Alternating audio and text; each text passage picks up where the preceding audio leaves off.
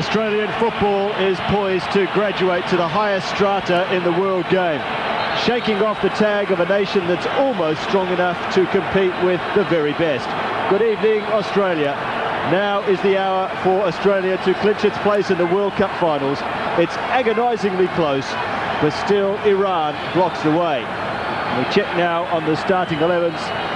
An attack for Australia. Melbourne boy Mark Viduka is a genuine target man, the perfect foil for the new jewel in the Australian crown, 19-year-old Harry Kewell. Ned Zelic provides the guile and style in the centre of midfield. Craig Foster on his right is such an industrious player, while Aurelio Vidmar on the left is a proven goalscorer who, along with Robbie Slater, is keen to atone for a quiet game a week ago. Stan Lazaridis at left back is the only change. His groin is now fully recovered. Tobin, Moore and Horvath are looking almost impregnable the more they play together. Mark Bosnich is the last man in defence. He's one of the best goalkeepers in world football. Iran have been able to significantly bolster their side with the return of one player from suspension, Karim Bogheri. He plays in the centre of midfield, but he influences the entire ground.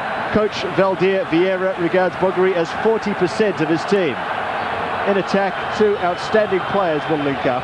Ali Daei provides a real aerial threat to Australia, while Kodadad Azizi is short, skillful and lightning fast. The other dangerman is Mehdi Madavikia, who'll play wide on the right, and at 20 years of age is a future world star. The captain is the goalkeeper, Abadzadeh. Extravagant, brilliant, but his showmanship may cost him dearly one day. Well, the MCG is famous for staging great battles in numerous other sports, but not since the Olympics in 1956 has the entire planet been watching this superb arena so closely. A magnificent shot of the football pitch tonight as we observe the two captains. Alex Tobin, the only Australian-based player in the starting 11 for Australia, on the right, with the goalkeeper for Iran, Abadzadeh. Outstanding player, the Iranian goalkeeper, but the referee tonight is a very familiar face for all football followers in Australia. Shandor Pool and his team from Hungary. He refereed this very match 4 years ago when Australia drew 1-1 with Argentina at the Sydney Football Stadium. He also refereed the World Cup final in the United States 3 years ago. That's a measure that he is an official of the highest caliber. Final pre-game checks from a referee who's used to the big occasion, but even he will be excited at the prospect of this game here at the MCG. This is it. 11 months ago, Australia's quest for France '98 was placed in the hands of an Englishman. Terry Venables arrived with a larger-than-life image. But 13 games later, with 12 wins and a draw under his belt, he has totally encaptured his adopted football country. But his entire standing in Australia will be judged on the following 90 minutes. And with me to savour a great moment in football is my co-commentator, Johnny Warren. And the ball's come across, an early chance for Australia! Abadzadeh with an outstanding save from Aurelio Vidmar. That could have been the start that Australia wanted. Well, it was a golden opportunity too, and here's a second. Vidmar again, still Aurelio Vidmar, over the bar. Two chances in the first 60 seconds to Aurelio Vidmar, who's renowned as one of Australia's sharpest shooters. And early nerves, you would suggest there, Johnny Warren, to a great finisher. Well, the reputation of Iran is they're not good travellers, but this is a terrific start for Australia. They were up against it for long periods last week. The only comment is that those opportunities are few and far between in world-class football. You really got to put them away, but a good start by Australia. Slater with the corner, a goal! No, just past the post. Well, it's a free kick for a foul on the Iranian goalkeeper, Ahmadzada. But Slater's corner was awkward for the goalkeeper. He came, but he couldn't get there. Aurelio Vidmar fouled the goalkeeper as Viduka came in. Well, there were complaints last week that Aurelio Vidmar wasn't in the game enough, but he's been totally dominating the match here. We've only had 2 minutes. The boot's on the other foot this week. The pressure will be on them all the time. But Ahmadzada, the captain here, he's noted for this type of thing, feigning the injuries, wasting time just to allow his team to get their composure back. There's an extroverted risk-taker. And it's a match in which both sides need to take some risks. Australia can't afford to sit back and hope that the 0-0 draw will be enough. Iran have to score here. If they don't score, Australia will go through. Lazaridis. Sadabi won it back for Iran. Azizi, clever little ball out wide to Astili. Away by Horvath, somewhat nervously, a little anxious to clear the ball forward. And the understandably frightening first few minutes of the game as Slater burst down the right-hand side. A great move from Australia, awkward cross, and Kuehl was working his way to the near post, but it's clearly a corner, despite the protests of the Iranian keeper Ahmadzada. Slater and fine fettle down the right-hand side. Kuehl will take the in-swinger with the left foot. Scored his first goal for his country last week. Ahmadzada, easy take for him. No, he's missed it off the line. Well, it should have been an easy save for the goalkeeper, but Australia, well, that's 3 chances in as many minutes here. Ahmadzada totally lost it. Craig Moore came in and it was saved off the goal line. Well, like many keepers, Ahmadzada is suspect off the line, but his role is he is the leader of this team off the field. He's the captain on it, and he does influence the players a lot now. His attitude to what's going on now is going to have a big influence on what's going to happen.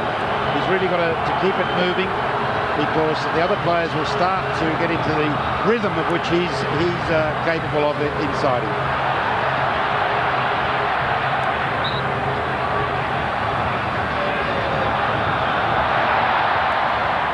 Well, can Ahmadzada recover from the start that he has had? And it hasn't been a good one, which is great news from an Australian perspective, of course.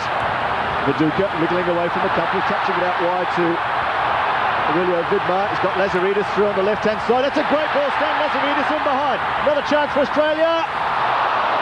Well, takes it with one hand. Venables on his feet. Half of the MCG in line with him as we take another look at the relaxed save there from the goalkeeper. He is supremely confident. Many say overconfident. Well, the story with him, Paul, is that he does, whether Iran are going to use him in free kick situations, he's the best free kick specialist, like Jose Luis Chevalier from Chilavert, I should say, from Paraguay. But you just sense he's going to either be the hero or villain for Iran tonight. Kuehl winning the throw for Australia on the far side. The rising star of Australian football, just 19 years of age. He started off as a left fullback. He made his debut for Australia as a left fullback. He's playing just his 5th game for his country tonight, but he's got his place in the side now as an attacker. And Aurelio Vidmar going through again. Still Vidmar. Well, everything is falling to the feet of Aurelio Vidmar, and you just wonder how it's affecting his confidence with his chances that going begging. Well, the important thing is getting the chances. I know he would love more than anyone else to put them away, but he's in a much freer role this week, and that's the ideal role for him. The fact that he's had 3 opportunities in the first 6 minutes is terrific stuff for Australia. Ideally, of course, to finish them, but Iran, knowing what it's like now, how the Australians felt last week. This did happen in '73, Paul. It was quite a convincing win for us at home, and struggled away, but good signs for Australia so far. Back in 1973, goals from Alston, Abonyi and Peter Wilson defeated Iran by 3-0. See Australia march on to the World Cup finals. Vidmar now on the left-hand side. That's an Australian throw. We've had just under 7 minutes gone here at the MCG. It could so easily have been a different scoreline than the one we have. Australia 0, Iran 0. Kewell wriggling away, winning the corner.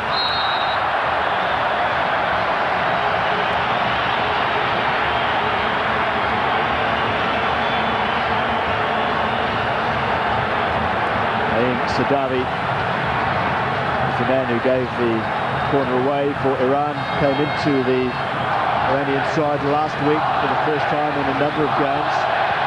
Slater with the corner, Ahmadzadeh, good punch this time.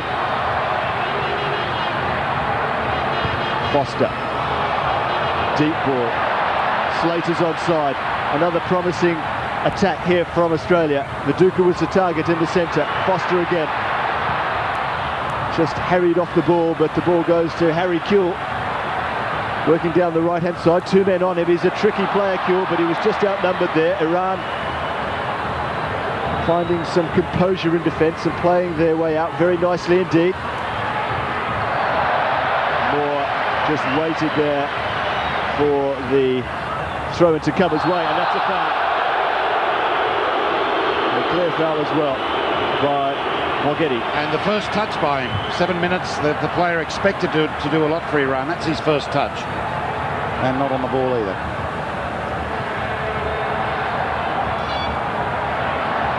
Lazaridis with a bit of freedom down this left-hand side, lengthening the stride a bit. It's a great ball across, Viduka's there, loose ball. Kewell off the line. Well, it could be 3-0. And that's the reason we all glad to see Lazaridis back. That's what he's best at. Gets behind defences, gets the quality cross in. And I'd say more than 3, Paul, actually. What a save there. I think 3 or 4 or 5 maybe. We're going to crack them soon. Ahmadzadeh on the goal line. Australia desperate for the opener. Header here, over the bar. Yet another corner for the Socceroos. Well, a boxing match, Paul, you'd stop the fight, wouldn't you? It is so, Australia's so dominant. This is what home and away in our type of football means. I mean, it is quite different to play away from home. We saw it for Australia last week, but certainly for Iran this week. They are just nowhere. Australia has them on the ropes. Oh, that was brilliant from Lazaridis, still galloping down that left-hand side. It's a goal kick. And that's why Stan Lazaridis has been injected into this Socceroos side. He was almost ready to play a week ago. His groin had recovered, but Terry Venables decided just not to risk him, to save him for tonight's match. He came on in Tehran as a substitute. Ahmadzadeh in no hurry to take the goal kick. It's a long, long way to go if they're thinking of stalling. The entire match has been played in the half of the Iranians. One in the air by Lazaridis. Viduka nodding it on. Kewell couldn't quite get on the end of the flick on from Mark Viduka. Viduka, a Melbourne boy who's never been to the MCG before. This is his first occasion. Australia are so hungry for this. Viduka using his body. Foster took over. Viduka's on the gallop down the left now. Kewell's the only one in the centre at this stage. It's another corner.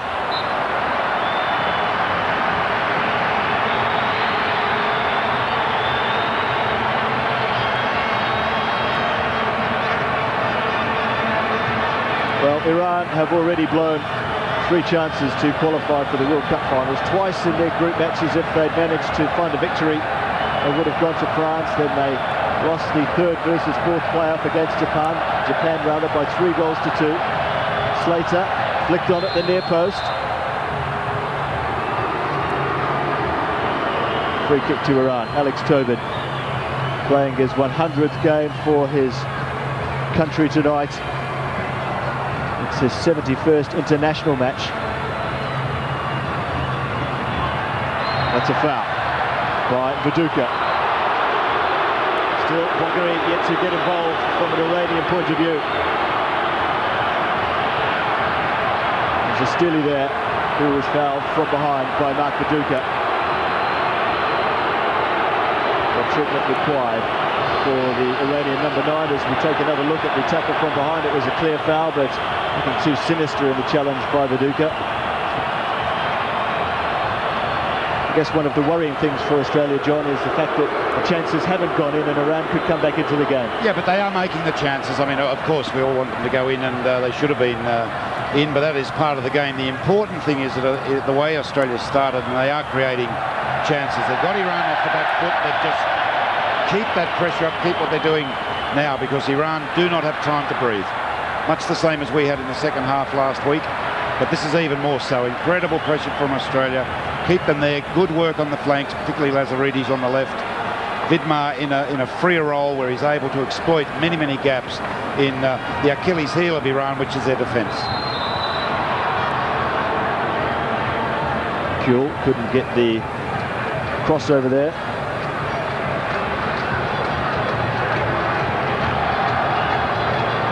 This is Australia's 77th World Cup match. They haven't lost a World Cup game at home since back in 1981 in Sydney when New Zealand beat them by 2-0. That was 22 matches ago. As the ball comes in, Ali Daei, the danger man in the air for Iran, can't get there. Vidmar helps it on, looking for either Viduka or Kuhl to come to get the ball. Iran now at their first moments in attack, a long-range effort, and the ironic cheers from the MCG crowd for the wild effort there from Sadavi. A real contrast to a week ago when Sadavi just tormented Australia in the opening 15 minutes. He's barely had a kick so far tonight. Bosnich has had just one touch of the ball. Kuhl chasing. It's a nice little touch inside from Bogheri. Iran struggling to find their rhythm. Karim Bogheri, there he is, the danger man for Iran. He scored in all 5 of Iran's first 5 group matches when they went to the second round of the Asian playoffs. 6 goals in 5 games. He even scored 7 goals in 1 game once against the Maldives when Iran won 17-0.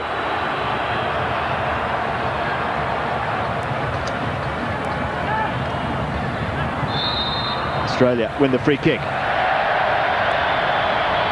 About 30 metres out from the Iranian goal. We're just under the quarter of an hour mark, and Zelic and Slater are just having a chat to the referee, Shandor Pool, complaining that the pressure of the ball is not up to scratch.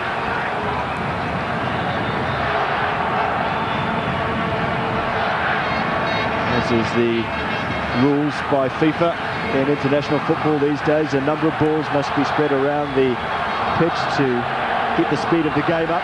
As the cross comes in, Kuhl's underneath it. Abidzadeh came off his line and kept his eye on the ball all the way.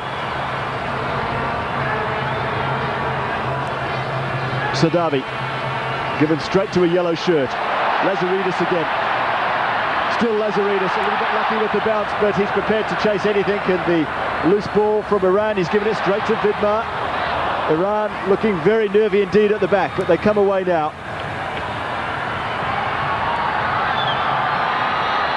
Kuhl was backtracking there, and there was just no room to operate for the number 2, Mardavikia.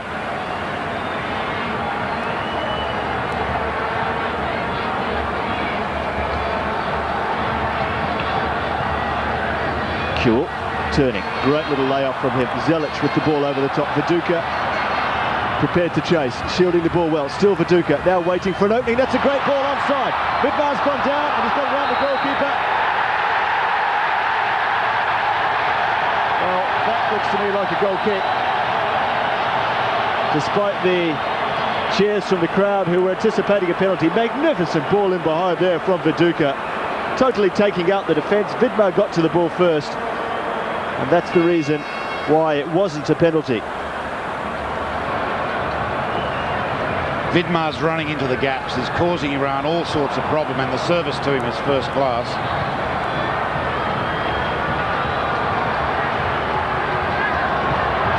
Skill there from Sharudi. There's Azizi. A real thorn in Australia's side a week ago. Azizi, he's scored in the last 2 games for Iran. So they've started to just find their feet a little bit under their new coach, Valdir Vieira. Remember, he's only been in charge of the side for 3 weeks, so the longer he has with the team, the better they should get in theory. There's so much disharmony within the ranks of Iran under the previous coach, Kohan, but Vieira, the softly spoken Brazilian, has calmed things down. And Ali Daei looking to liven things up for Iran forward. Moore tracking him all the way. Ali Daei, a real danger man, still Ali Daei. Australia tried to surround him. Azizi was waiting in the centre. They clear the ball away, the Socceroos, but it goes straight to an Iranian. Well, hesitation there. Moore, the quickest to react.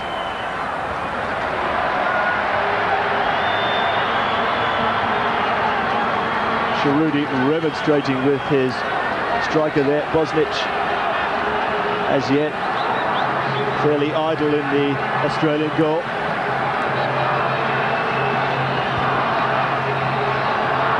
Akhpour.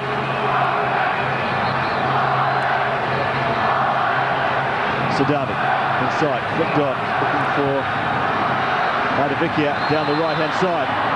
Madavicchia all over Craig Foster there, who stuck to his guns.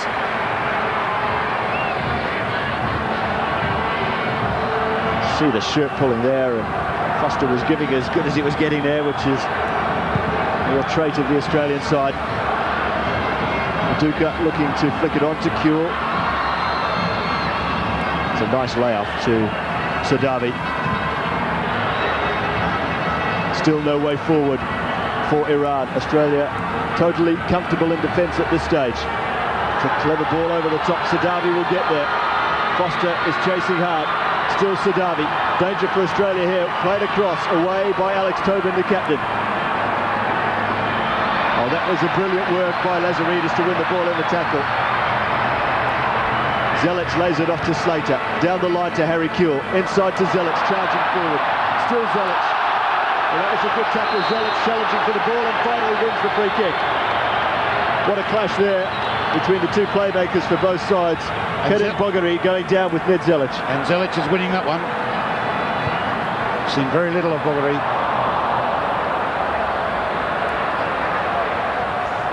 Viduka couldn't keep the ball in. But what a game Lazaridis is having. I mean, that tackle on to win the ball from Azizi there in a very dangerous situation. We've seen in an attacking sense his defensive work first class as well. Here he is again. Stan Lazaridis will go back to Horvath, the sweeper. Just lofts it forward. A bit of a hopeful ball there from Steve Horvath. It was swallowed up by the defence. There's plenty of height in the Iranian defence.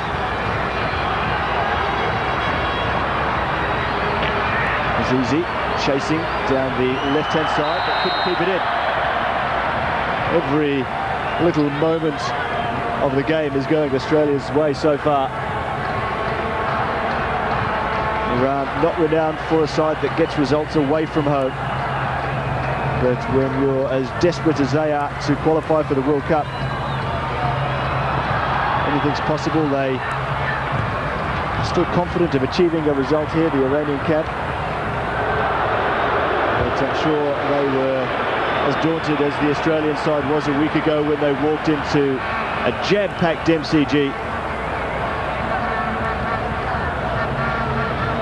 First ever international soccer match played here with an Australian side involved. Kuhl lost out to Hashimzadeh. Australia win the ball back, but they are forced to concede the throw. We've had 21 minutes gone here at the MCG. Australia 0, Iran 0. Kuhl just chipping away at the heels of Bogheri there. And they have a bit more room to operate down this right-hand side, but they've given the ball straight to Lazaridis, who goes past a couple. Still Lazaridis, Viduka. Rushed his pass somewhat. Again, a quality opening created by Australia, thanks to Stan Lazaridis. Hesitation here, Bosnic right on the edge of the penalty area as Ali Daei was coming in. He stood his ground. He was standing on the one spot for all of 3 or 4 seconds there, Mark Bosnic. Such was the anticipation that the Aston Villa goalkeeper has. Zelic hasn't been involved much so far. Foster, Lazaridis. Well, they're shaking as Lazaridis runs at the defence. Aurelio Vidmar. Lazaridis again, clever play from Australia. Well, you can see quite clearly the stress on the face of Hokpur in defence, and you can also see clearly why Venables has reinstated Lazaridis into the side.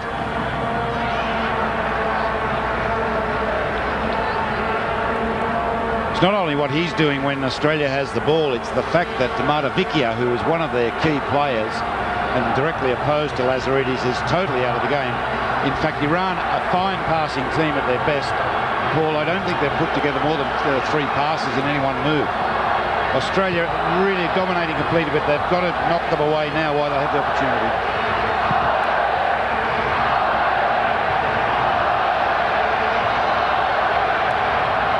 His ball. Zelic got a foot in. He couldn't direct it to another yellow shirt though, but Foster, this tigerish midfielder, battling away in midfield, and his challenge helped to contribute to Australia winning possession back. Lazaridis again. Turning away is Harry Kewell. Still Kewell. Good cross in without a lot of room to find a way to get the ball across, and here's danger for Australia. Ali Doyi and Azizi. Yellow shirts funneling back quickly. Still Ali Doyi. Well, Azizi is offside, and that's great tackling by defence. And Australia win the ball back. Well, even when Iran seemed to just have half a yard on the Socceroos, they're snapping away so sharply in the challenge that Iran have barely a moment to try and do anything with the ball. Viduka uses his body superbly. Kewell's just inside it. No one else forward for Australia at this side. Viduka still going. Foul shortly on Mark Viduka. Great play from the big man. Twisting and turning away from a much smaller, more nimble opponent in Hokpur.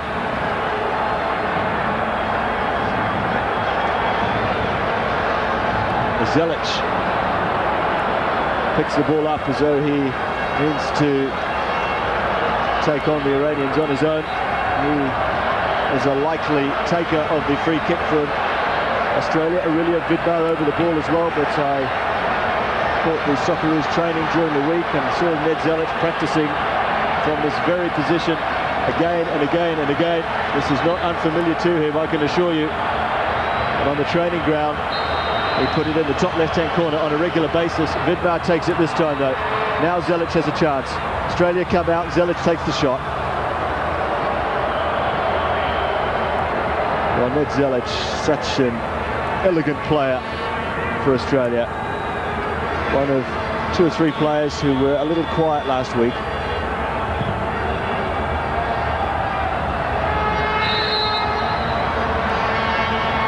Free kick again for the Socceroos. The foul on Alex Tobin by Ali Doyi.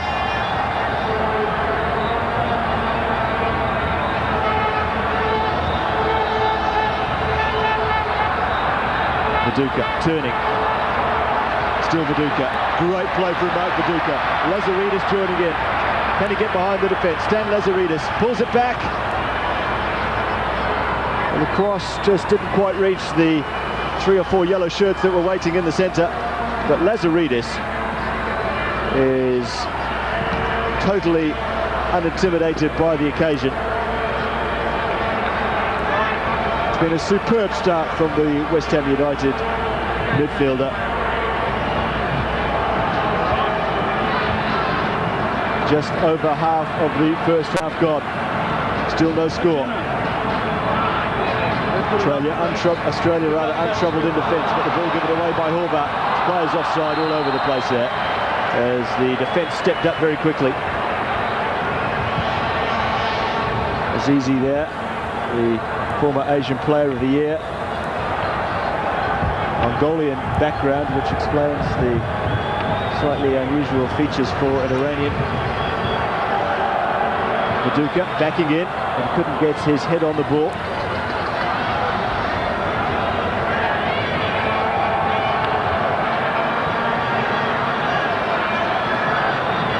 Poor. It's a Davi, desperate pass down the line, just trying to...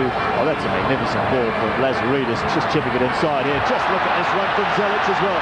Kuehl is the only one in the centre. Zelic recognises the fact. Middle ball across now. Kuehl's at the back post. His yellow shirts lining up here. Foster's one.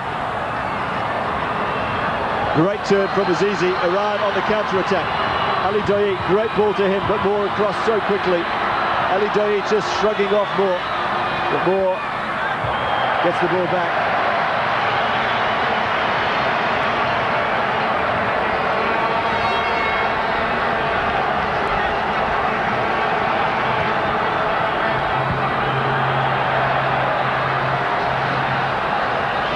Hashikzadeh, long ball straight to Lazaridis. He couldn't win it in the air, and the ball's run through to Mark Bosnich. Well, John, the talk during the week has been for very much a counter-attacking style of play from Iran, but it's almost like they've been forced on the back foot anyway. They don't really have a choice, do they? You half expected it because of the nature of home and away, but I did expect Iran to be more effective. I thought with Ali Daei and Azizi playing counter-attack in front, but they're not in touch with the ball. Credit to that for Australia. They just pressured them, the quality of the defence, the clean tackling, and they've got them on the back foot the whole game. Iran committing fouls. Bukhari is not in the game at all. Madaviki is not in the game as a consequence. Ali Daei and Azizi, but full marks to Australia. I mean, the only complaint is that we didn't put the chances away. Here's the man again. Lazaridis having a great game. Viduka, great layoff to Aurelio Vidmar in space. Still Vidmar, takes the shot! So close there for Aurelio Vidmar. Well, if you're wondering how his early misses had affected his confidence, there's your answer. Not in the slightest. Flashing past the post there of Ahmedzadeh. Well, it was barely, well, a quarter of a metre away from the top-hand corner. And that is a bad foul.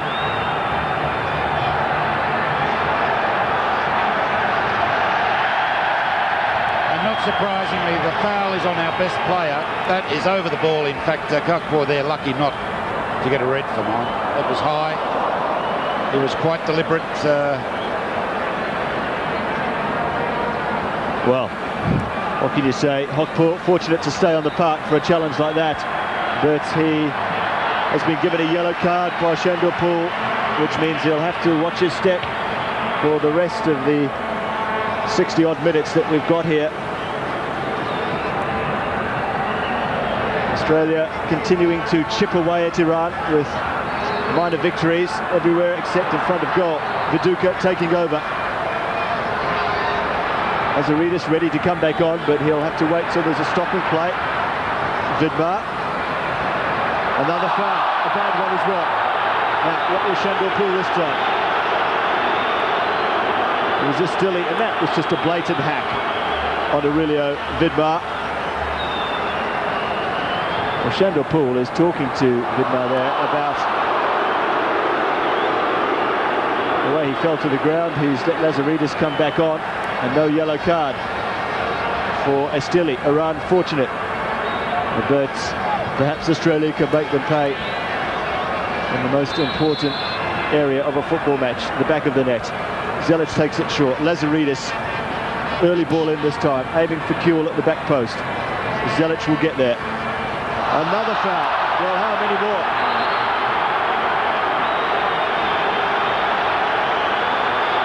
Well, it's a different player every time, which makes it difficult for the referee to take any But they'll run out action. They'll run out of different players.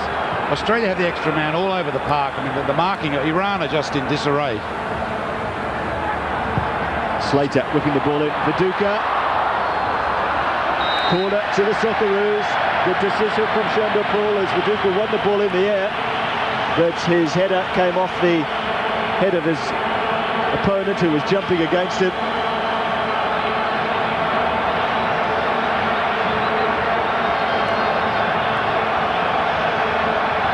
Kuehl with the left foot. Ahmedzadeh under real pressure on the defence. When will he crack? Slater wins it. Great win from Robbie Slater, who's far more involved tonight. Kuehl to the back post. Vidmar will get there first. Supporting quickly is Lazaridis. Vidmar on his own.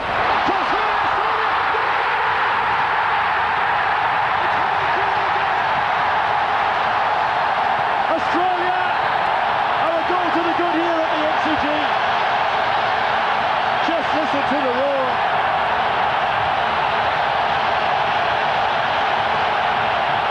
Well, it was a long time coming. And Harry Kewell has scored his second goal for the Socceroos in just 5 games. Venables checks his watch. And talk about a man who's at the right place at the right time. He's just started scoring for Leeds United in the Premier League in England.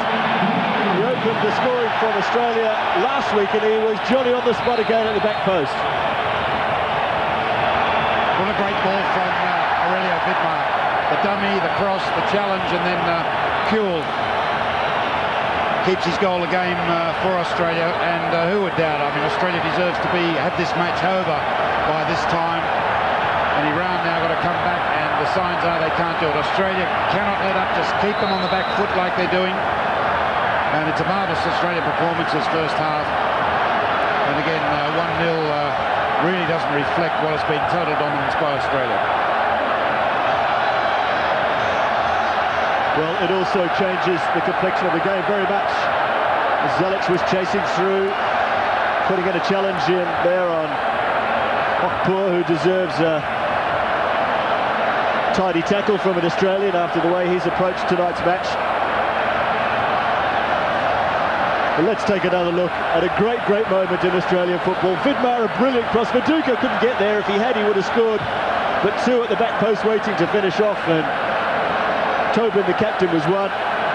But it was Harry Kewell, 19 years of age. And that is a marvellous moment for 98,000 people to cheer here at the MCG. Australia 1, Iran 0. Viduka, time to turn away.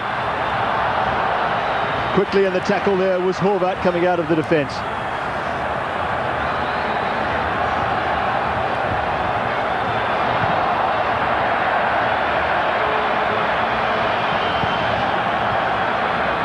Viduka. The subtlest of shots there from Mark Viduka, but just not quite subtle enough to get under the guard of the experienced referee that we have tonight. But never have I seen Mark Viduka so hungry to challenge and work and get involved in the game. As we take another look at the goal from a different perspective, and that was what Kewell had to size up, and he squeezed it past Azizi. And Kewell has been brought down as we just take a look at that replay. Iran now very aware that he is the danger man.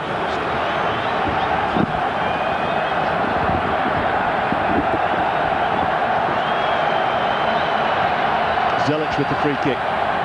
Slater back across the goal, but he couldn't get a meaningful hit on the ball.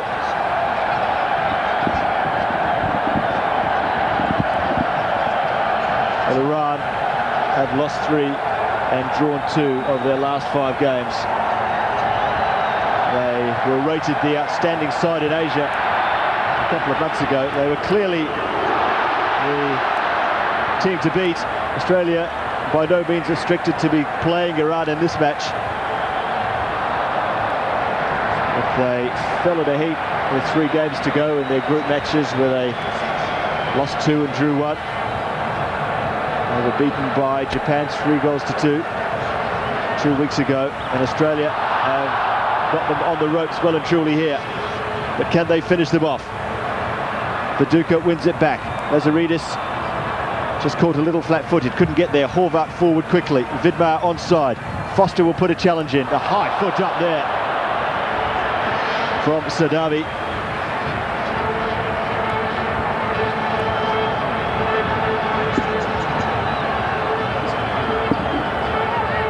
And just under 9 minutes to go till half-time. Australia with that 1-goal lead. They were in a similar situation a week ago in Tehran before Iran found an equaliser from Qaderdad Azizi with 6 minutes to go before the break. They barely had a chance to get it to Australia's half here. Well, the flag stays down. Vidmar won't get there, though. Well, the running off the ball from Aurelio Vidmar tonight is quite superb. He's missed some moments in front of the Iranian goal, but he's caused many other problems.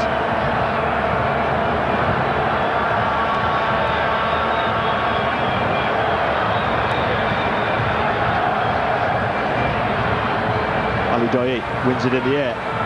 Horvat not prepared to let the ball trickle through to Bosnich.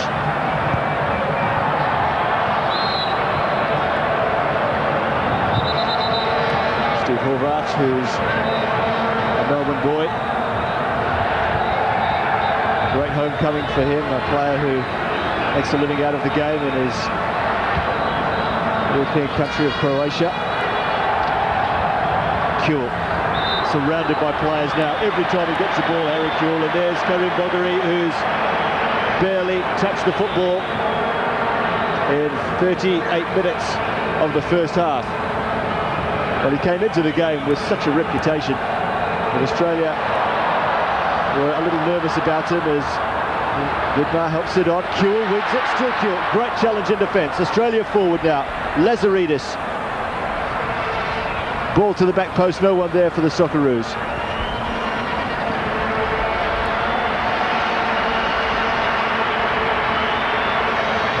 Stan Lazaridis had a real impact as a substitute last week when he came on. He's playing his 21st match for his country.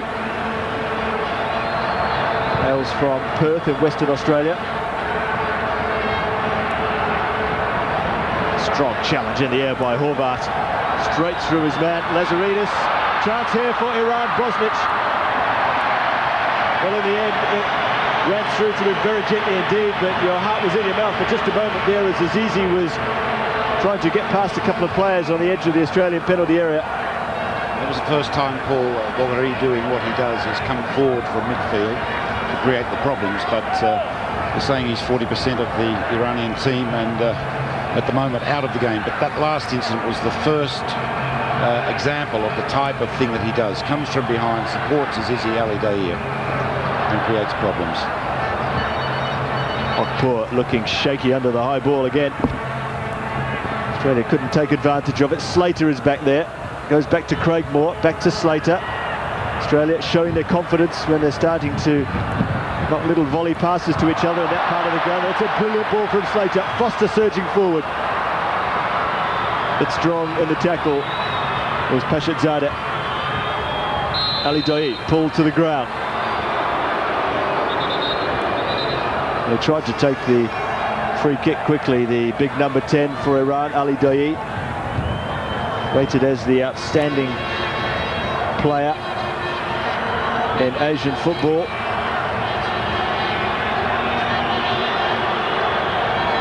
One of 3 Iranian players to ply their trade in Europe. All of them play in Germany. Contrast to 10 from Australia. Free kick to Australia as well. Less than 5 minutes on the clock before the half-time whistle will go and Terry Venables can get his charges in the dressing room. And as we take another look at a great camera shot there of the stunner from Harry Kewell. Tobin the first to celebrate. He was right on the spot as well.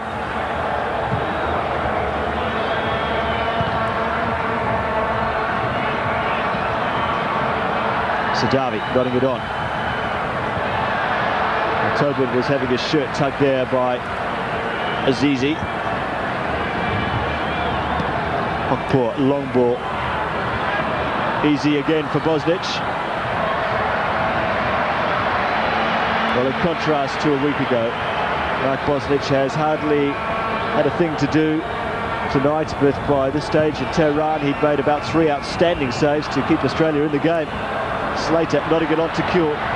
Good layoff to Foster. Early ball down the line for Slater.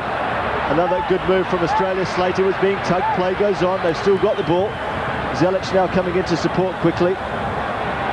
Men free on the left-hand side here is Stan Lazaridis.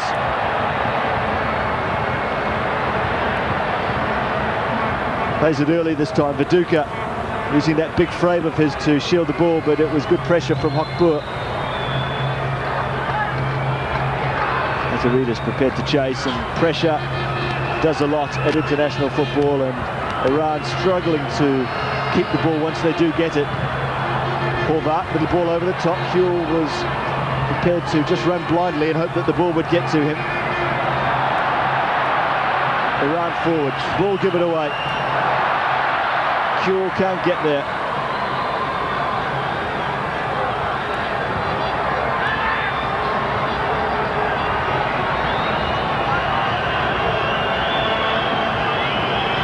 Well, there's 42.5 minutes gone here at the MCG.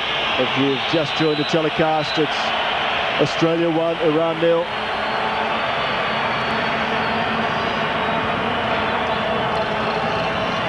Ali Daei. He's about 6'6". He's absolutely brilliant in the air, not just because of his significant height advantage over most of his opponents. He's a natural jumper as well. Viduka flicks the ball on.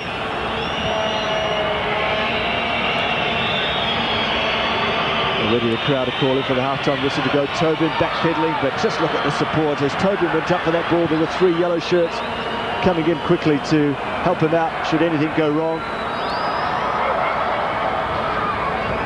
Tobin in quickly, won the ball again.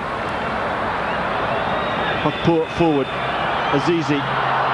Flag stays down. Transfer right here. Boston Chop is on. Good save. Well, the hardest thing for a goalkeeper who's got nothing to do is for him to keep his concentration up, and he had to be fully aware of what was going on there, because Maravicchia was surging through the centre, this lightning fast player. But Bosnic has got every facet of the art of goalkeeping mastered totally, including speed off his goal line. Just a little reminder for us all, I suppose, Paul, there, that it's not over. I'm sure that point will be stressed at half-time. It's been a terrific first half for Australia. They've got to go in with the scoreline as it is, or perhaps ideally another one. But for Iran, I mean, they have more work to do than Australia at half-time. The Australia pressure game has been first class. You'll notice the Iranian players, when they get the ball, the pressure, not only on the man with the ball, but those around him, is superb from Australia, forcing Iran into errors. They haven't been able to get their passing game together at all. It's what they're best at, and it's full credit to Australia that they have pressured them out of getting that game together. Azizi offside, and he looks dejected because he's hardly had a kick of the ball in 45 minutes of football here at the MCG. He's saying it's not the type of ball he likes, which is understandable. He likes it into the feet. Very, very good on the ground, although he's out of touch tonight, thankfully, from our perspective, as is Bugari, as is Ali Daei and Maravicchia.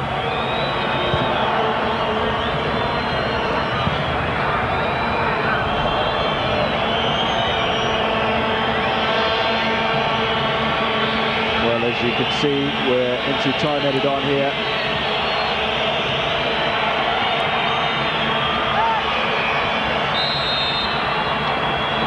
Free kick to Australia, virtually assuring that the Socceroos will go in with their advantage at half-time. But a terrific first half, Paul, from Australia in every respect. Lazaridis probably pick of the bunch, but that is unfair in a team game to keep picking outstanding players out. But this game, this tie, Australia should be in France at half-time.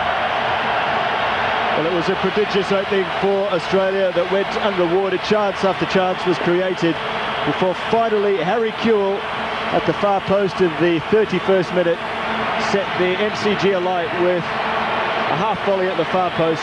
No chance in goal for Abadzadeh, and as Johnny Warren has said, Australia totally dominating the first half here. They've got 1 foot in France, 45 minutes to go.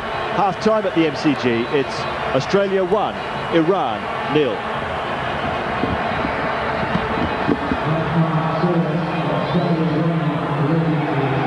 In a very, very long time between drinks. Mark Bosnic was out the entire half-time break warming up with the goalkeeping coach for Australia, Ron Corrie. He was probably kept fairly cold in the first half. He had so little to do. So it's not something that we haven't seen before. Bosnich in action, busier in the half-time break than he was in the entire first 45 minutes. And if he can keep his goal intact for just one more half of football, Australia will be in France next June. And Australia will kick off to start the second half, and not surprisingly they haven't made any changes to their 11 for the start of the second half. But Johnny Warren, what are the options perhaps for Iran? Iran, well, one is to perhaps bring Mansourian on, probably Sadabi off, push Matavikia back to right fullback, which I believe is his best position. Mansourian plays wide on the right. Another one for them is Tahami, a young player, very, very fast. But the changes will not mean anything if Australia carry on the way they did in the first half, just dominating in all respects. The pressure game they're playing without the ball is just not allowing Iran to breathe. Well, it will be difficult not to glance at the watch every 30 seconds as the second half goes away. But a second goal for Australia is what they're after, obviously, to try and just kill off the match and kill off the flagging spirits that is the Iranian side at the moment. An equaliser for Iran would send the game into extra time, where the golden goal rule would apply, which means that the first team to score in extra time would be the winner. The second goal for Australia would mean that the match would definitely be finalised within the 90 minutes. Sadavi. Australia have started the second half as well as they finished the first. Lazaridis again involved. Here's Viduka on the turn back. Viduka just past the post there. Well, he looked to the referee for a penalty. Well, he's a big player, Viduka. Well, he was pulled back there, clearly. That should have been a penalty to Australia. No doubt about it. Viduka carried on. And perhaps that's why the referee didn't blow, because he eventually took the shot on goal. But that is a rugby tackle. No question was holding.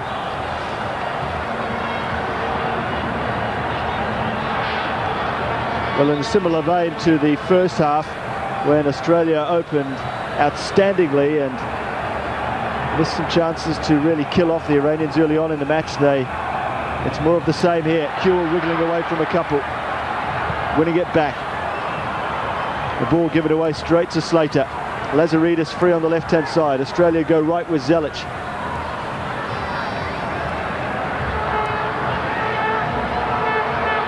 Well, the more the match goes on with the advantage to Australia, the more that Iran have to do something quite exceptional to get back into it. Vidmar. Well, the ball ran to Lazaridis perfectly. Little ball to the back post. Kewell's there. Back across!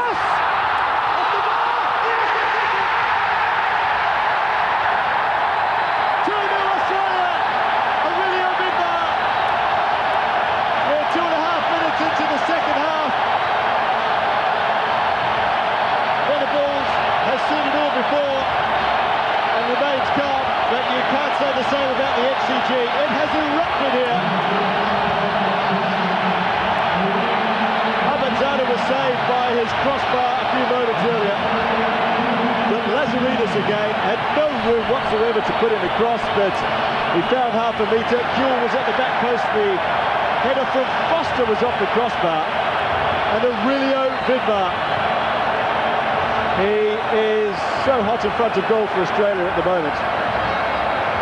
The quality cross from Lazaridis and the smart head back from Kewell there. Most players in that situation would strike on goal. This is a quality cross. Lazaridis has had Sadabi and Matavikia all night. That's a quality cross deep. Look at Kewell now. He doesn't go for goal. He lays it back, gives Foster the opportunity, and Vidmar, who does this so well, getting in. And Aurelio's, I think we're all delighted for Aurelio to get that goal. He's had a terrific game. He missed a couple of chances early on, but as a true striker he is, doesn't allow it to interfere with his confidence. And we're well and truly on the way to France now, Paul. Well, there was minor altercation from a spectator, and the Iranian goal. He did a bit of damage to the netting on the goal there, and before the securities grabbed him and inflicted some damage of their own on the intruder. There's a slight hold up. The holes in the Iranian goal match the ones that we've seen in their defence tonight, and Australia have exploited them.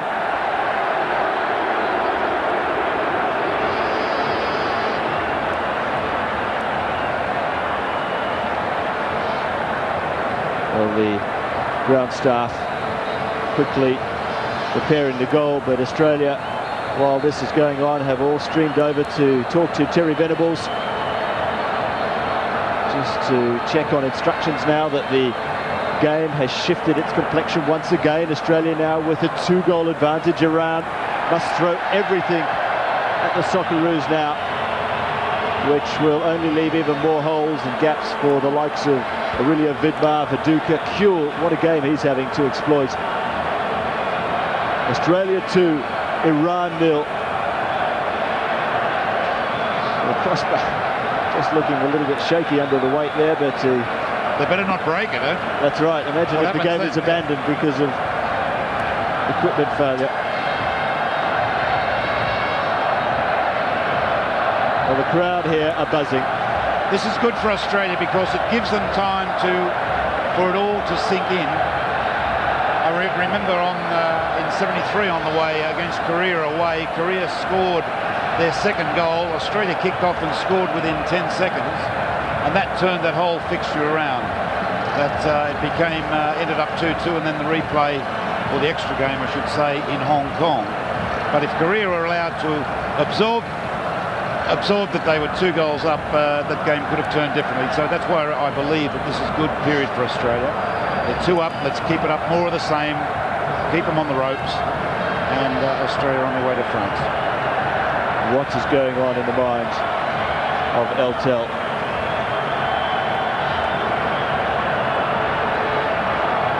He's had plenty of chance to individuals while the goal is being repaired.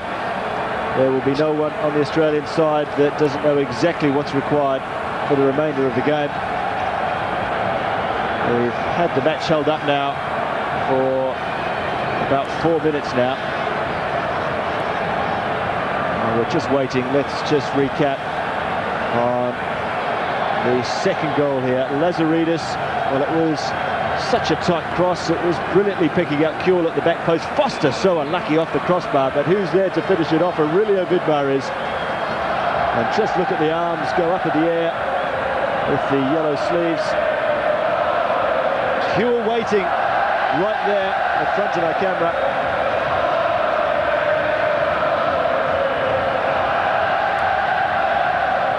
It's a rare chant that you hear at the MCG. The football songs are coming out now. The flags are out. Over 30,000 flags were handed out to supporters before the game, going right against everything that the MCG normally honours. Horns and drums and trumpets have all been allowed to be brought into the ground tonight. The noise has spurred the Socceroos on. And by my watch, despite the hold-up, we're about 43 minutes away from qualifying for France in 1998. Drop ball. Bogheri in the foreground there. Barely had a kick all night as Kuhl sportingly returns the ball to Abadzadeh, the Iranian captain.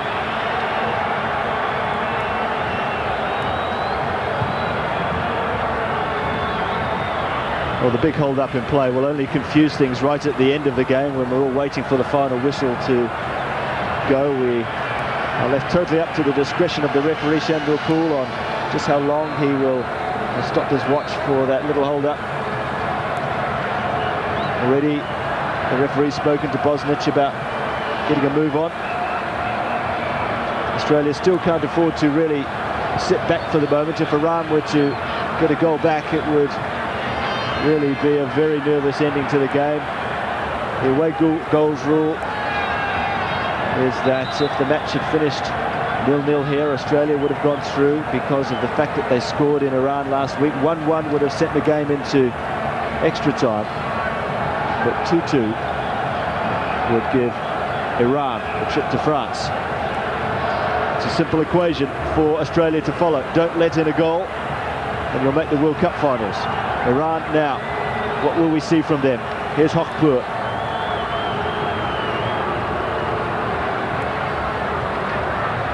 Australia keen to keep applying the pressure. And well won there. Solid challenge from Lazaridis. The ball being given away. It's a high bouncing ball. Moore's underneath it. Ali Daei jumping at him somewhat.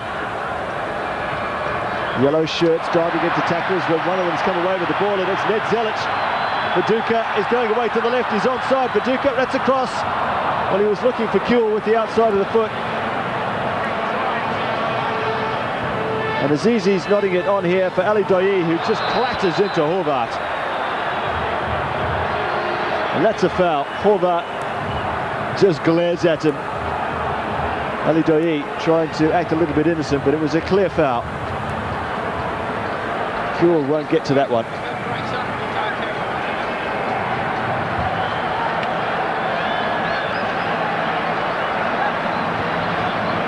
Slater. Zelic putting his head in. High ball for Viduka to chase. He was just uncertain of where the ball was coming from for the moment. The whistle's gone at a good time from an Australian point of view, because Ali Daei was just about to turn on the centre circle with the ball. And it's Mansourian, a change we thought they might have made at half-time. He missed out by Bulgari coming back in. I don't know it's going to make that much difference at this stage. But I would think Sadabi could be the one to come off. Lazaridis running at his man. Corner to Australia. More pressure being applied.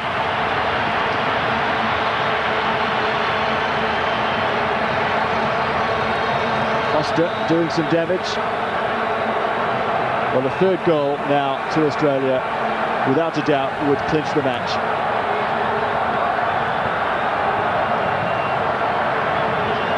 Moore in the centre with his arms up. Vidmar at the near post. Viduka, the big man, at the back post with Zelic. Whipped in. Abidzada comes. He's dropped it. Well, just for a moment there, it looked like it was going to fall to Craig Moore at the back post, but we haven't seen any of the clever play from Abidzada, where he takes on the opposition strikers with the ball at his feet. He's been too rattled tonight. The extroverted character, and it's the number 16, Charudi, who's making away for Mansourian. So a defender goes off, an attacking midfielder comes on. It's a measure of the desperation of Iran now. They're prepared to relinquish a man at the back to try and gain an extra man going forward. Slater chasing, forcing Matavikia back and fouling him in the process.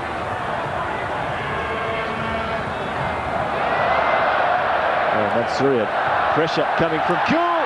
Viduka across the back post. Vidmar joining in. The ball's still in. No, it's gone out now. Well, Vidmar's saying, what about the foul? But he hadn't heard that the whistle had gone. Mansourian just pressured off the ball there, John. Not a good first touch, was it? The reason I thought the change might come the other side is because Lazaridis is having such a picnic against Sadabi and Matavikia that the change might have been to put Mansourian over there, but on his evidence of his first touch, it's not going to be a big contribution from him.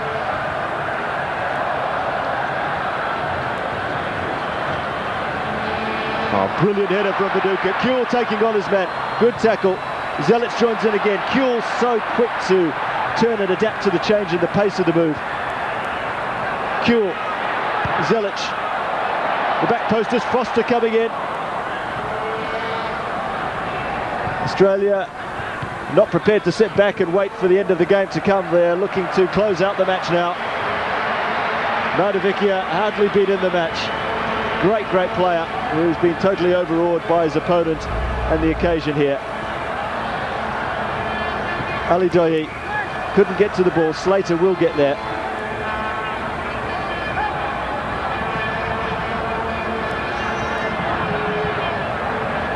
Kewell comes. Viduka gets there. Great play from Viduka to shrug off his man. Still Viduka! All the way, Mark Viduka! Brilliant try. Kewell still in possession. Corner for Australia. What a marvellous bit of play there from Mark Viduka.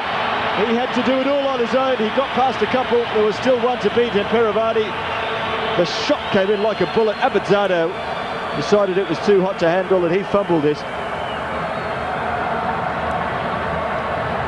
Corner to Australia. Kewell now, Abadzado off his line. This time he gathers the ball. There's Azizi and Ali Daei waiting up front. But they can't even get the ball to them. Foster, great work from him. Now waiting for support. Turning away, still Foster. Brilliant play by Craig Foster. Switch of play was looking for Viduka. It was just a little overhit. Viduka now involved, wins the ball in the air. Zelic takes over. Lazaridis has a bit of time. And he's tripped there. Intentional foul as well. Now, Maravicchia will go into the book of the referee. More signs that Iran are cracking under this enormous pressure from the Socceroos.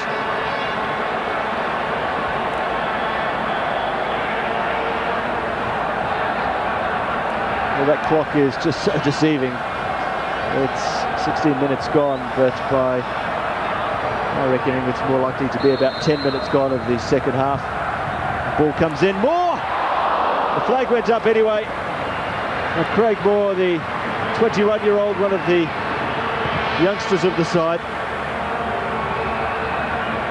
Well, Zelic picked him out beautifully at the far post. Moore got away from his marker, but he just couldn't get his head over the top of the ball. Indication there, Paul, how rattled Iran are. Three Australian attackers inside their penalty box. Good stuff from Australia. They're just not allowing Iran to even get a sniff of this match. Viduka wriggling away from one. Oh, look, what a turn there from Viduka. That was quite superb. Foster, Vidmar, Kewell's free on the left-hand side, but he's offside. The flag's gone up. The referee just hasn't seen it yet. Well, the Socceroos are turning it on now.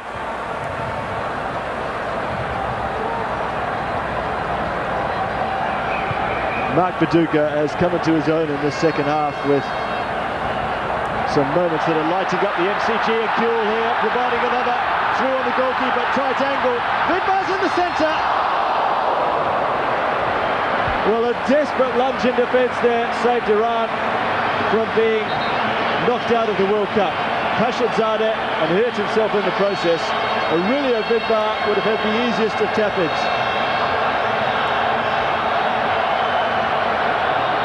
The knockout punch is what's required. And Australia are winding up more and more for it. Slater will take the corner. But Zadek comes, drops it again. A long throw. Well, Ali Daei did well to get his body in there before Alex Tobin. There's white shirt surging forward here. Just a hint of nervousness in the heart of the Australian defence there. Maravicchia, that's a great pass from him. Iran dangerous here. Played across the goal. It was a brave leave there.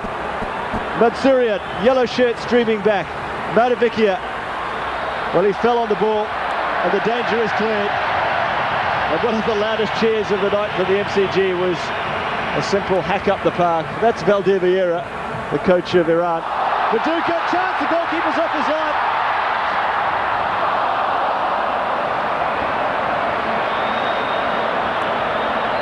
Well, he was quick enough and intelligent enough to see the opening, but just not quite relaxed enough to take that little extra second. But look at this, another chance for Australia forward now, down the left-hand side. Kewell waiting in the centre. Viduka, who must be exhausted, he's had so much to do in the opening 12 minutes or so of the second half, and Chanderpaul again checks the pressure of the ball.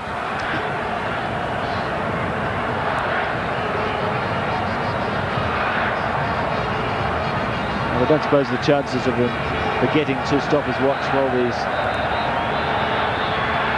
equipment things are sorted out are very high. He's too experienced for that. Vidmar challenging, pressurising, fouling. Iran take it quickly. Here's Hokpour. Hokpour again. Well, he stood on the ball. Everything going Australia's way. A third goal will bring the house down here. Viduka, brilliant little flick over the top. That's class. Foster.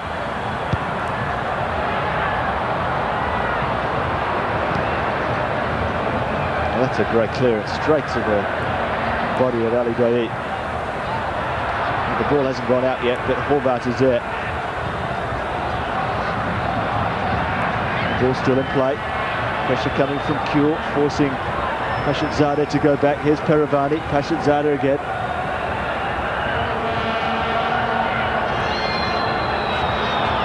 The constant harassing and harrying from Australia hasn't stopped for one moment in the second half. Ali Daei, here's Azizi. Players running through the centre. Lazaridis will go, well, across his own goal. Ali Daei couldn't get there. Viduka can. One in the air by Peravani. Lazaridis in the tackle. He was expecting to get the decision in his favour there, Stan Lazaridis.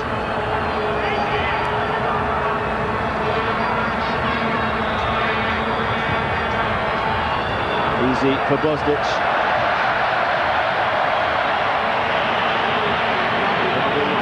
The two captains in charge of the Socceroos ship for France.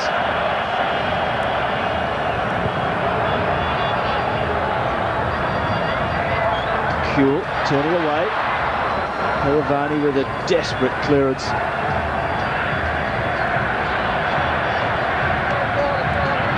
Zelic now. He's a player who can put his foot on the ball. Slow things down. Ball is down for Australia. Now quickly recovers. The ball given away to Alex Tobin. Lazaridis will go back to Tobin once again. All the way back to Bosnich.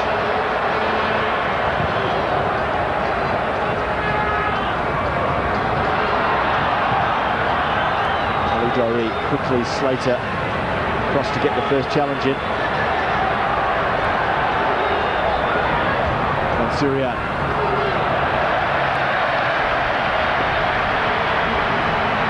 Well, there's a look of dejection and defeat on the face of Ali Daei. He has hardly had a sniff all night. The pattern of the game, John, is very much established. Australia are not relenting for 1 second, are they? You just sense that this last period has been Iran's best. And their best hasn't been much to beat because Australia's just dominated them so much. You just sense this is their last little push to try and pull something back. The danger is, as they push, of course, that Australia are going to have less to play against at the back and could go ahead by the extra goal. They're tripping on the ball so much. Look at this. That's unbelievable. That's about the 10th time that's happened to them. The quality of the MCG surface is something that would be a little unfamiliar to them, I would suggest, after seeing the pitch last week in Tehran. Well, it is ironic, isn't it? There was the comment quite wide when the game was going to be played at the MCG about the MCG pitch. I think in all fairness, it hasn't played a role at all. But after the cow paddock in Tehran last week, speculation was it would help Iran play better. But this is Australia's night. From the opening minute, they knocked Iran out and they just haven't let them get up at all. It's been a terrific performance. I know there's a long way to go and a lot of things can happen, but Australia are just so committed. The pressure, look at the pressuring on the ball. The player on the ball is always pressured. Look at this. And it pressures them in to making the mistake. Slater fouled.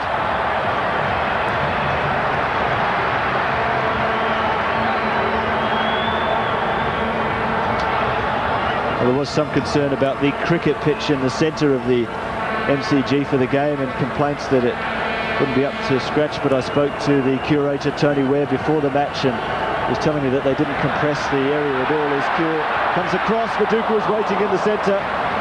The elusive third goal is what Australia are after. Surely it can't be too far away. Kewell will take the corner.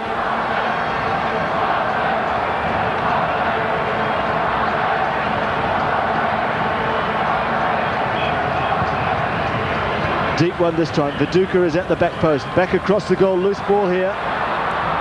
Foster. Great switch from him. Kewell is onside. Slater in close support. Here's Slater into the penalty area. Chance for Australia. Header across the bar. Foster it was coming in. But Australia still creating chances. Slater with the little dink to the near post. Foster was the nearest Australian player, but he couldn't get to the ball. Lazaridis tried to go through there to get a return pass from Mark Viduka.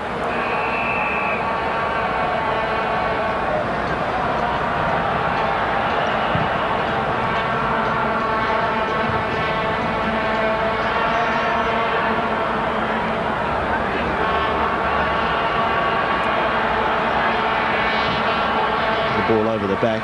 Lazaridis will get there first, but he is under pressure, but he was pushed in the back as well.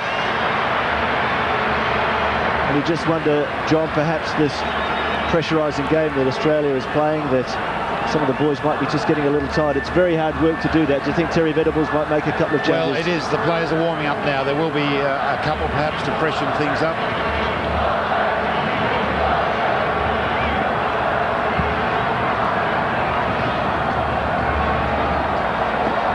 Viduka can't get there. Kewell through the centre. Back pass. Ahmadzadeh. Kewell looking at Ahmadzadeh. Bit of talking going on there between the two players. Ahmadzadeh went down, but Kewell feels that he was the one that was, well, inflicted, if you like, as we take a look here. Ahmadzadeh put his knee up. Ahmadzadeh went down. Kewell had something to say about it. Well, he doesn't lack confidence for a 19-year-old, does he? Well, that would hardly have hurt Ahmadzadeh, I need to say. Australian rules is the game more commonly played here at the MCG, and Kewell gets the yellow card. And that challenge was, well, it was pathetic, really. That is not right. The referee's been outstanding. That decision should have been the other way around.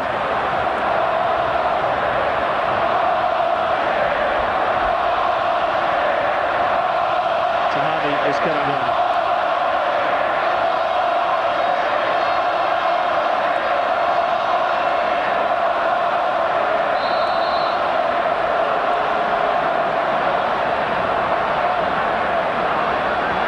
The crowd making it fairly clear what they feel about the decision, courtesy of the giant screen behind one of the goals to enjoy the action replays that you're enjoying at home as well.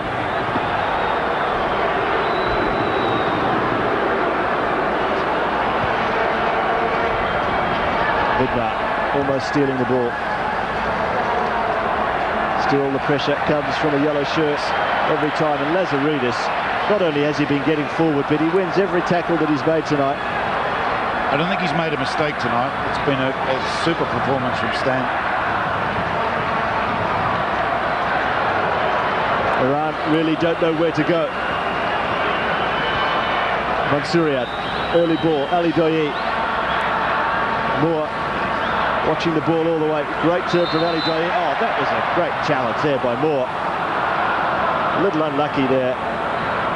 Vieira. What will he do? What can he do? Coach can only influence what goes on the park to a certain extent, and his 11 charges have been completely outplayed tonight. Horvat winning it in the air. Azizi, loose ball, danger here from Australia. Good run this by Iran. Bosnich!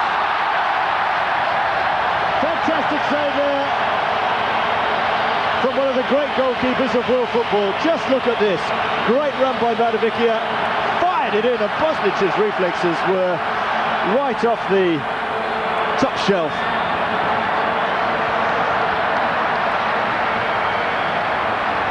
Foster, Slater, Kewell, Foster again, Slater, Foster. Australia ran out of ideas just for the moment there, but Iran have given the ball away to Zelic of all people. Kewell got there.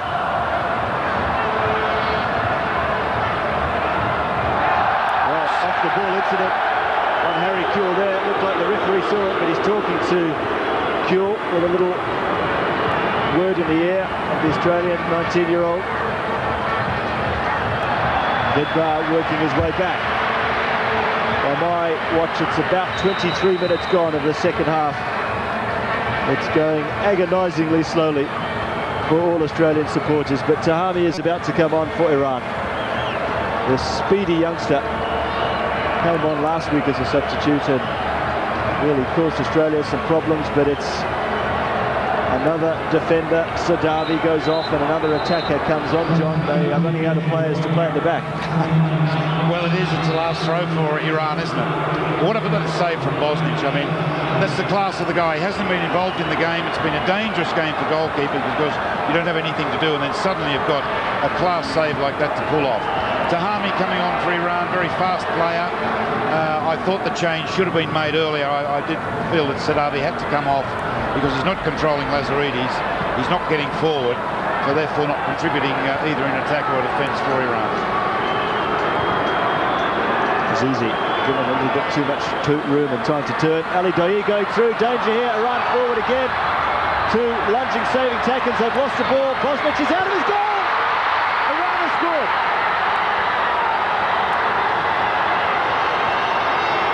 Bougherty has managed to find the back of the net. Well, that's the man call. He's hardly done anything all night. It hasn't been his game.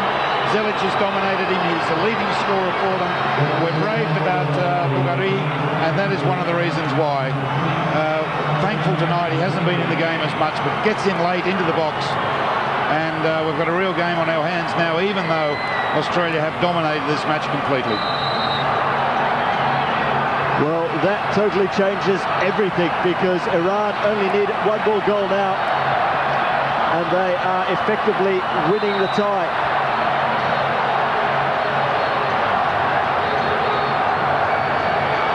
Bougherty had the easiest of tap-ins in at the end. It was a great run down the right-hand side. It's Australia 2, Iran 1. We hope your nerves are up to it, because Australia have got to hang on here now. An extra goal would surely finish the game for them. But it can't come soon enough. Lazaridis.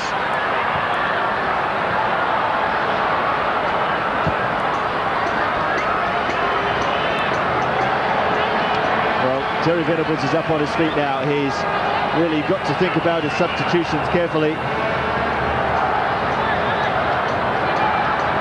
Viduka,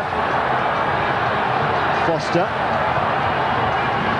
Slater just peeling away to the right-hand side, pulling his man back. That's a foul against Robbie Slater. Iran must move the game on quickly. Azizi, time to turn. Quick challenge there was from Steve Horvath, but Iran have got their tails up just for the moment.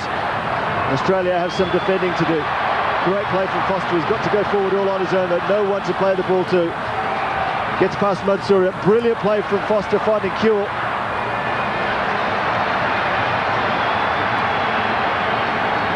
Well, there's players warming up furiously behind the Australian bench here. And let's take another look here. There's a great run forward. Azizi, the danger man, into the penalty area. Two Australian players there had a chance to clear the ball. They both lost it. It came off the heels of both of them. It was a bit of a shambles. Played across. Bougherty with the tap in.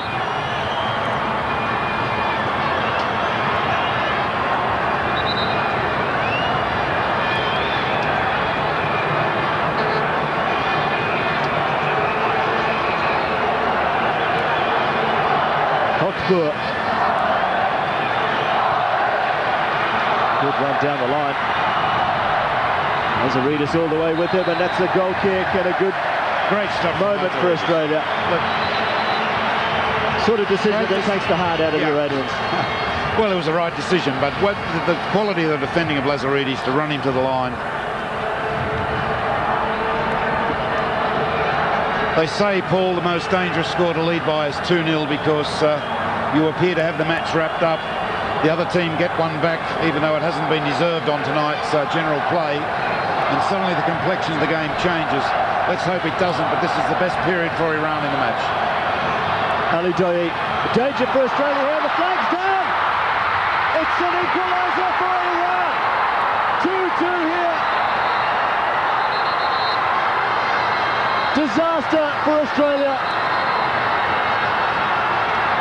That is how quickly a football match can change.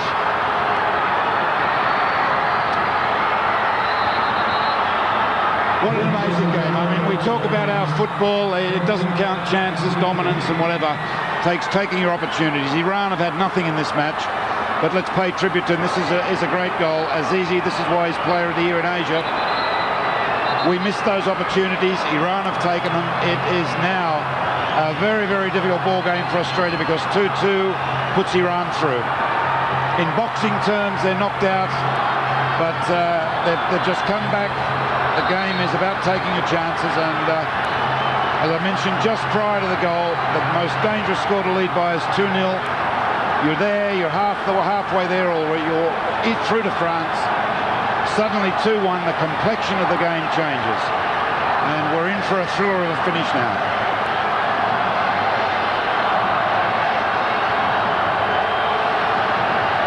Azizi takes the applause of the many Iranians in the stadium, but the cry of Aussie Aussie is ringing through the MCG as some changes will be made now. Well, this is the gamble, the coffin nail, they say, for the coach to make the change. If it comes off, you're a genius. If it doesn't, you're a mug. Tapai on, he hasn't let Venables down 1 second of his time on the field. And the other one, I think, is Tony Vidmar, is it? Tony Vidmar has come on. It's Aurelio Vidmar and Robbie Slater who have come off, the two that were substituted a week ago in Tehran. Foul on Ali Daei by Tony Vidmar. Well, it's almost unbelievable, isn't it? Well, we've mentioned in the commentary on in newspapers and in radio and television about Iran that they are, if nothing else, fighters when they're at their worst, and their form at the moment is nothing like what Iran can play. I'm not talking this game tonight as much as the last 3 games of the qualifiers. They only have to win 1 to get through. They've drawn 1, lost 2. It's difficult for Australia now. They've got to get the rhythm back that they've had all the game, and that may not be so easy.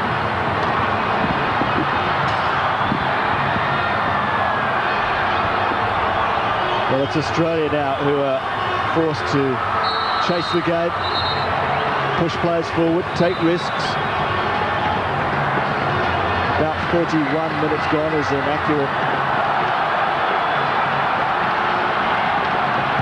bit of work with the time clock, but that leaves less than 14 minutes for Australia to find a winner, and it will be a winner in every sense if they can come up with it.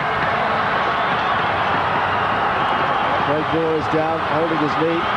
Australia still have 1 substitution to play with. Azizi is taking Arana, surging forward again. It's a long-range effort, a wild effort. Well, play will be held up because Craig Moore is down in agony on the halfway line, holding his left knee, I think. Graham Arnold is about to come on, but that may change now that Moore. Well, let's take a look here. Well, his knee just gave way. No one was near him. He will have to come off. Now, will Venables leave? Graham Arnold still to come on. Tony Vidmar can slot into that centre-back position. Tragedy there for young Moore. Everything going wrong for Australia all of a sudden. Arnold on up front.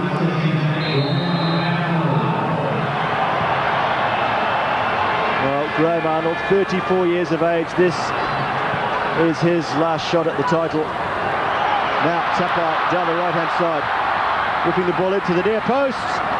Taken off the hands of the goalkeeper by Hokkur. Corner to the Socceroos. The roar goes up at the MCG.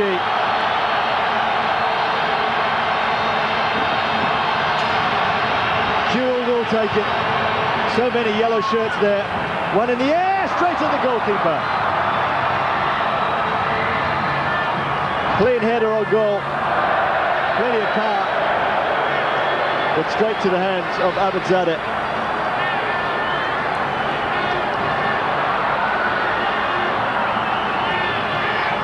A chance here for Australia!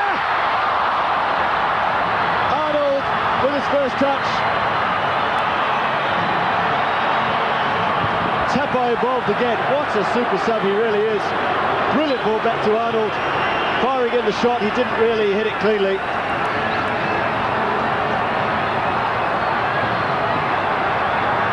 Will Iran now making a change? Well, they have a player down.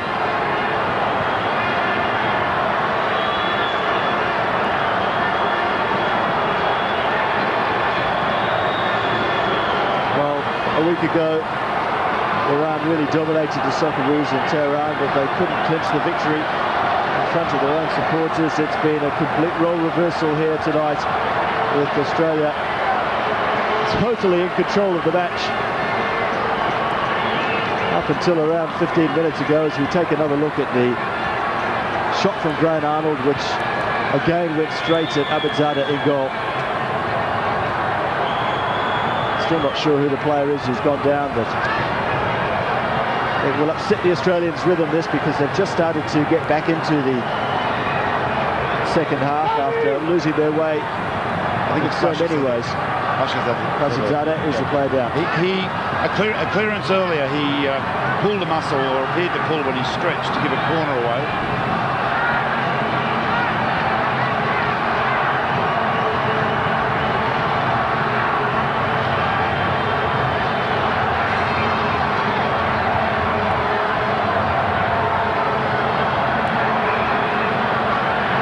Australia in possession. Iran down to 10 men just for the moment. Sangarpool hasn't noticed the player looking to come on for Iran. And Ali Daei is on the counter-attack here. Australia caught a little short of numbers at the back, and the free kick has gone against Ali Daei as he and Tobic just wrestle for the ball. Astana suddenly waiting to come on. Rashid, the man who was injured, is back on.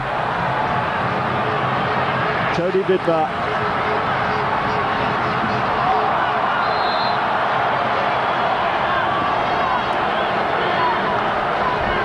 It's all pressure mistakes like that. The boys are really under it. Now you'll see Iran use every second they can to wind the clock down. Whether it's a feigned injury, as we saw just prior. Abidzadeh will come into that as well. Tapai's the key player for us now, I think. It's a long clearance. Bosnic forced to come all the way off his line. Calm play from Bosnic. Pressure coming in from Iran. Now Lazaridis forced to just go long. Tobin wins it in the air. Clock is ticking away. And because of that hold-up earlier on in the game, when the netting was adjusted to the Iranian goal by a intruder onto the ground, we really can't give you a clear depiction of just how long there is to go. Australia need a goal. Tapai involved quickly. Foster, little ball over the top. That'll be swallowed up by the defence. Here's Zelic. Well, Ned Zelic has scored a couple of long-range beauties for Australia in this World Cup campaign. One in New Zealand springs to mind, in particular from that very position. But he couldn't get over the ball there. And the pressure of the situation must be enormous on the shoulders of the players. Iran to make a change. On comes Ostani Sadli. And it's the number 15, Ostani Sadli, who is a midfielder. Still not sure who is coming off from around. They're taking their time. Oh, this is quite amazing. Tahami is the substitute, and he's going off.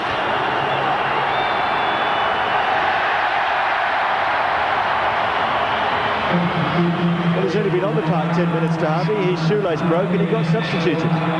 Well, they will do this. This is deliberate and to disrupt the rhythm of Australia. Just not let Australia get their rhythm back. Do anything now to test the patience of the referee, disrupt the rhythm, and it's going to make Australia's task a little bit harder. There's about 6 minutes remaining here at the MCG. Extraordinary match. Lazaridis still has a bit of fight in him. Little ball over the top. Lazaridis forward. Get the cross in. Where's a yellow shirt on the end of it? Chance here. Zelic won't get there this time.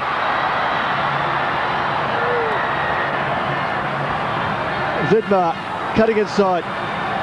Still Tony Vidmar. 3 players on the left-hand side. Zelic over the top.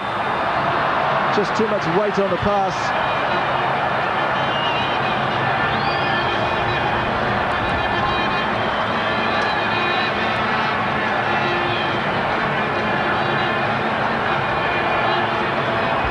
Australia 2, Iran 2.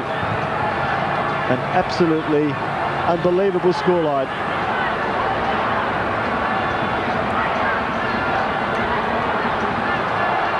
Horvat now. It's desperate stuff from the Socceroos. Pumped down the centre. Viduka trying to get ahead on the ball. White shirts all around him. Tony Vidmar can get there. Ali Daei. A goal now to Iran. Would finish off the Socceroos. Match hanging in the balance on the faintest of threads. And that is the same reason, just to waste a few more seconds, just punted the ball forward.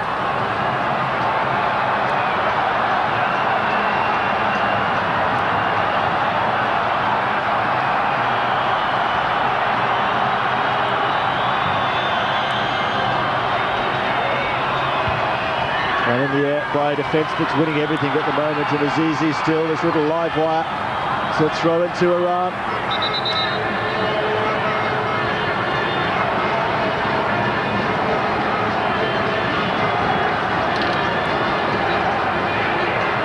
Mokpur with the throw. Australia must win the ball back quickly.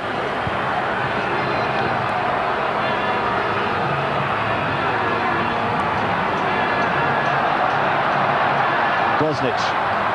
Early to Tony Vidmar, the substitute. The crowd goes up. Long ball, Ahmadzadeh coming off his line. Good challenge there, but well played by the Iranian goalkeeper to keep his eye on the ball.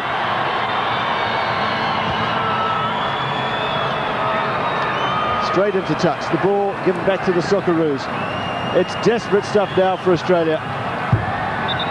About 4 minutes remaining, perhaps, if we're lucky. Well, that's the interesting thing. How much is Chandrapool going to add on for stoppage time? You would think it's more like about 8 minutes with the injuries and of course the goal, the net. Viduka challenging. Cure supporting quickly. Australian throw. No long throw exponents in the park. Zelic. Tapai, good layoff. Lazaridis, chance to get the cross in. Viduka's there! Will it graze the crossbar? But it never really had the power to beat the goalkeeper, I don't think. It was a bob header somewhat.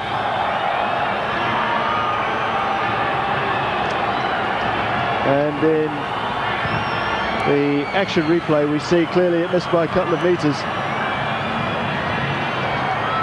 Zelic did well just to prod the ball onto Tapai, it's an amazing amount of touches for a man who comes on off the bench. Viduka won it in the air, but there was no trouble in goal for Iran. Vidmar, great play for Tony Vidmar, getting past his man. Still Tony Vidmar, just lost out in the tackle by Bougherty. He's just A little casual on the ball there, surprising he didn't pump it up the park. Viduka, Zelic, men free on the left-hand side. Zelic goes right, tap by little ball of Tony Vidmar. Pulling it back, a desperate lunge by the defence. Iran holding up, but it's only just. Tapai again. Foster goes all the way back. Here's Horvath. Men free on the left-hand side. Viduka challenges, the goalkeeper's dropped it. It's a fair challenge according to the referee, but no one there to finish off the loose ball for Australia.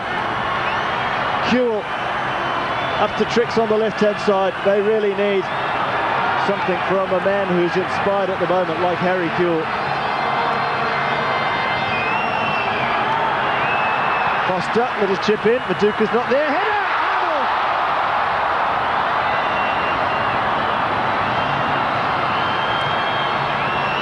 Well, it doesn't come any closer to that. Zelic with the brilliant little chip in there. Arnold got there, but Abadzadeh was well placed. Now, there's more going on the park. But Arnold's power lacked accuracy.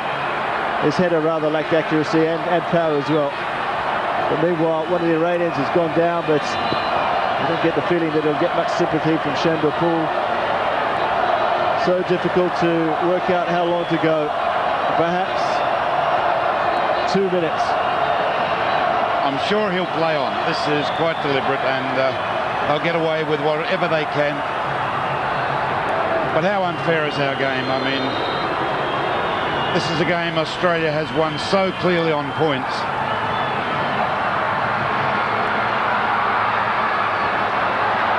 Yet we're behind.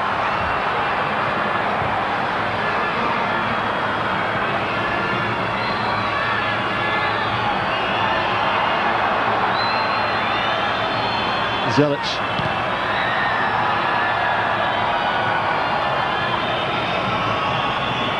Ali Daei, they must get the ball off him quickly. He needs support there, Tony Vidmar. It's an Iran throw. Time ticking away, and it's Australian time, very much so. Iranian bench told to calm things down. Esteli looking to stall. But he's got to take some action against the delaying tactics that are going on here. The ball will be Australia's. And that's another tactic, just deliberately. Oh, it has come in. I thought he just, the ball hadn't crossed the line and come into play.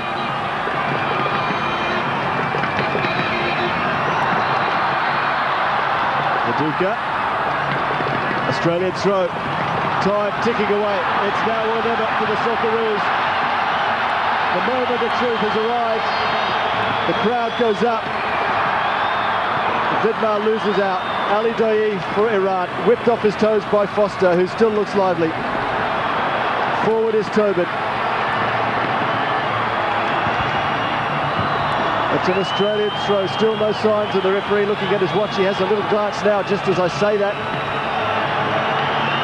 Yellow shirts forward in every position. They need something unbelievable. It doesn't come from Arnold.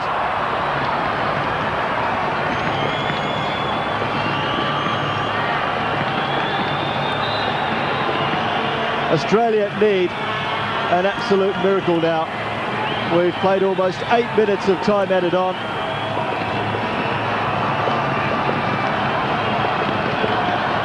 The referee looking at his watch again. The match is over.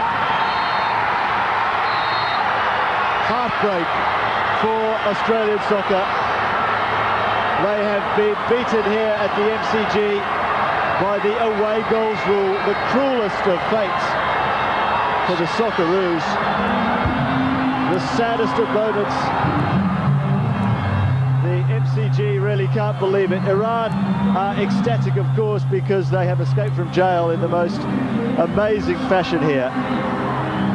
Australia were 2 goals up just after half-time. Harry Kewell and Aurelio Vidmar finding the back of the net, which was only what was expected the way Australia were dominating the match. Then second half stunners from Bogheri and Azizi for Iran. Tied up the match on the night, but saw their side through on aggregate. 3-3 was the score over the two games. Iran going through on away goals. Devastation for all of Australian soccer. Graham Arnold said he'd retire if the Socceroos didn't go through. That looks like the fate for him, but the inquests will go on long and hard about how Australia threw away the chance to play in France in 1998. Australia 2, Iran 2.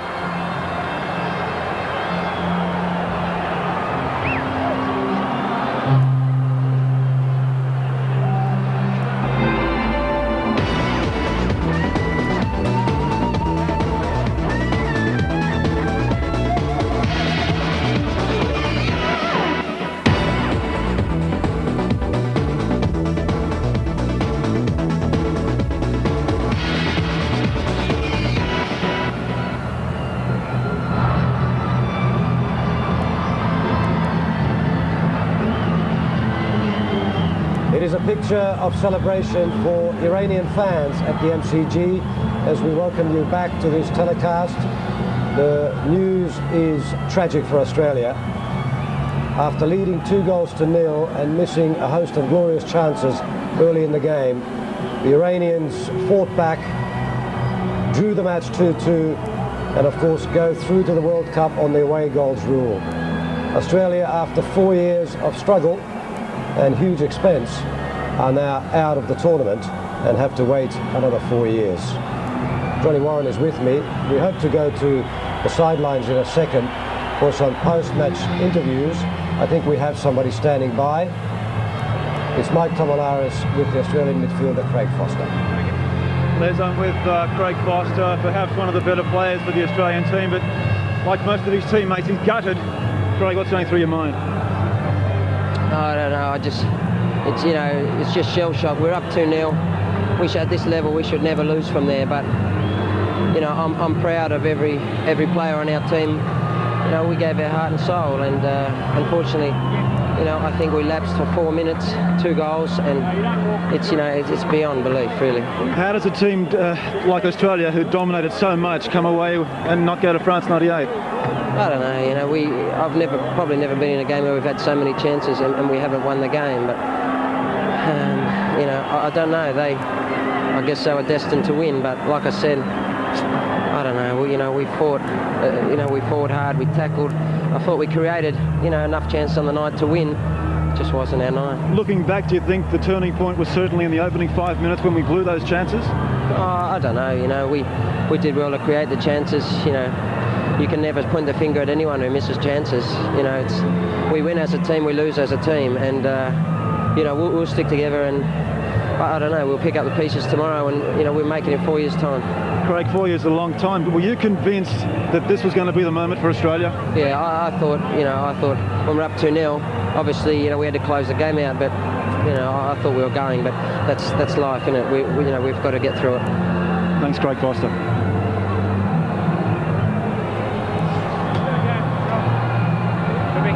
Thanks, Les. I'm with Badu Vieira, the Brazilian-born coach who is now owes his allegiance to Iran. You've broken our hearts here in Australia. How did you do that? How did you come back from the dead? No, I really didn't do anything. I just wished it. I prayed. I might have said a couple of things to the guys in the dressing room, in the interval, which might have helped. I asked them to play with joy.